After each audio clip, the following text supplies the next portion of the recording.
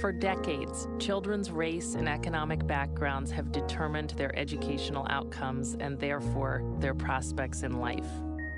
Still, today in America, children who are born into poverty are half as likely to graduate high school as their peers in other communities. Those who do graduate have, on average, an 8th grade skill level. We call this injustice educational inequity. Our leaders have long recognized that we simply have to correct it, but in our zeal to solve the problem quickly, we have often oversimplified both the causes and the solutions. There have been breakthroughs. One class would separate from the pack.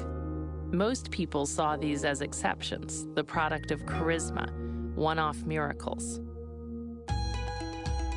It turns out they weren't miracles at all. Today, a growing number of extraordinarily successful classrooms and schools are putting their students on a completely different trajectory.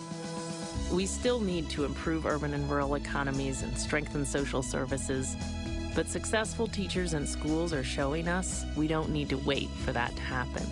Instead, we can and must embrace a new mandate for public schools in economically disadvantaged communities to provide transformational education. Education that fundamentally alters students' academic and life prospects.